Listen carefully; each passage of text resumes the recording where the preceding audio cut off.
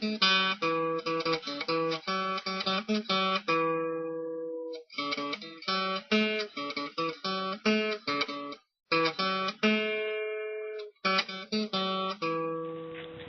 thank you for coming to Pine Meadows Hobby Farm. I am your host, Jerry Hanson.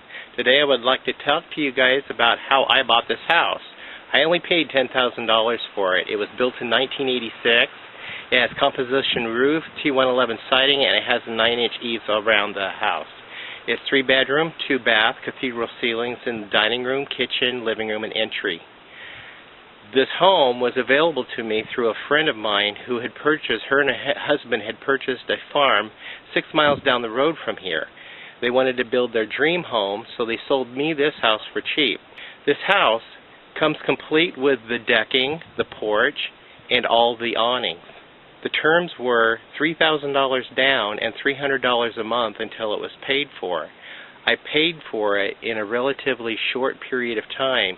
I believe it only took me 9 months to pay this house off. So now we hold the house mortgage-free. I paid $2,700 to a company to come in and move the house for me. I had my friend and my son help me in knocking out the foundation around the house that it was sitting on. I hired the crew to come in and disassemble the house, take it apart, put the axles on, and move it up to my friend's ranch where I stored it for about 3.5 years until I found this property, Pine Meadows Hobby Farm. So this is the story of buying the house, taking the house apart, moving the house, storing the house for 3.5 years, and moving it to the new property, Pine Meadows Hobby Farm, and setting it up again.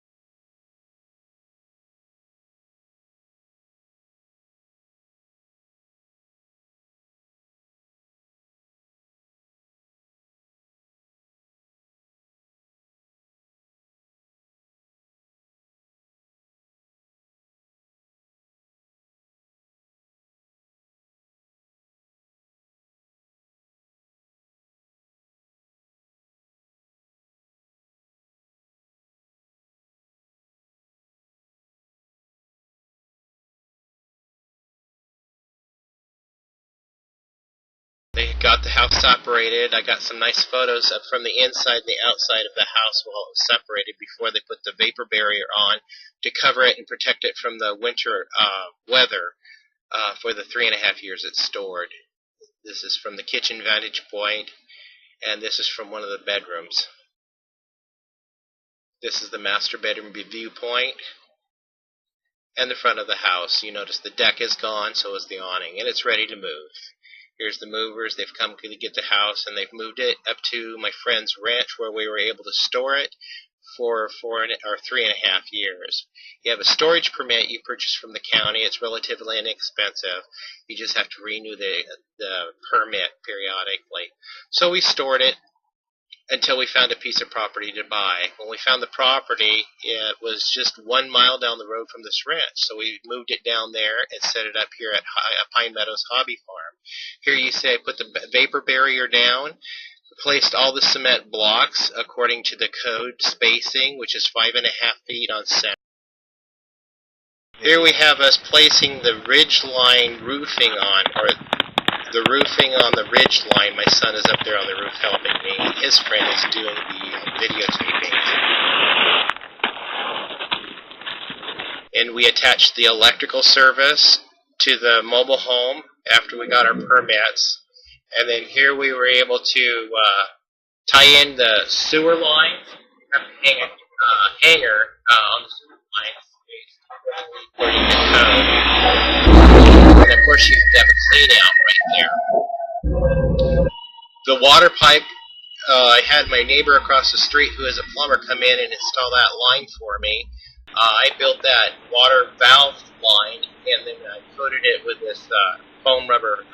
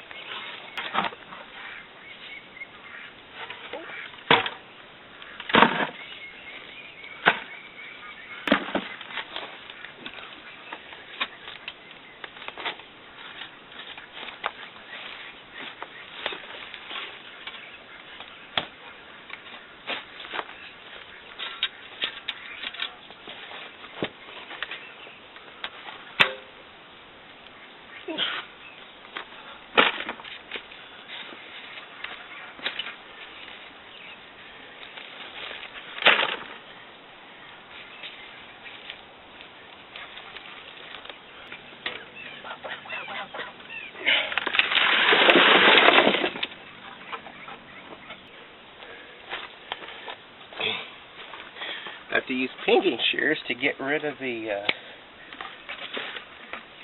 root. Oh, that one will break off.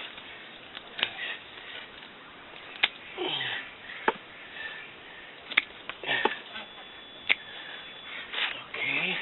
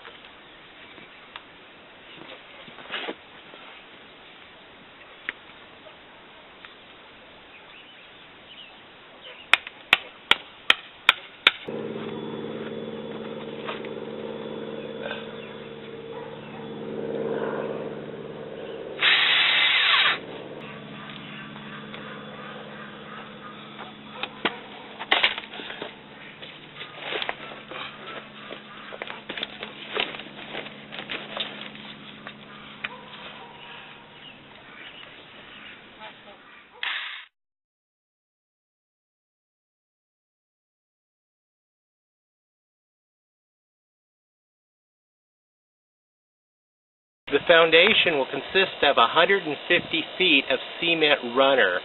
The cement foundation, or the footing, is approximately 12 inches wide, 6 inches deep, and 150 feet around the perimeter of the house. This is according to the specifications from the mobile home code book I downloaded off the internet from the Salem. The cement blocks, there will be 3 layers of cement blocks across the front and the back of the house, except for the ends of the house there will be 2 layers of these cement blocks. These cement blocks are 8 inches high, 8 inches wide, and 16 inches long. They will go stacked bottom level and middle level and top level. Now down the sides here, there's a special block that I bought because of where these frames are. This block is 2 inches thick, 8 inches wide, and 16 inches long. These blocks will set right here and will be mounting right here like so. So I won't have to trim these big blocks to fit in this area. The ends of the house, the back end of the house and the front end of the house where the tongues were mounted. Within my runners, I have my rebar run at increments apart, and they have to be 3 inches from the bottom of the run of the foundation, and they have to be 3 inches from the sides of the foundation. And they're held up by little seats, these little wire seats. You'll see where they have a dip here, they're evenly spaced, and this is where the rebar sets. And those set right on top of those, and then they're evenly spaced, and then we'll just pour this, and we tie the rebar together with wire so they don't come apart, and then we'll pour the foundation. My wife will be having knee pads on. She'll be down here screeding the concrete while I'm mixing the concrete with this cement mixer that my friends allowed me to use. Well, this is the conclusion of this narrative on this video. Join me in future videos when I put together my decking, put together the awning, and the front porch. Thank you for joining me at Pine Meadows Hobby Farm, and we hope to see you here again.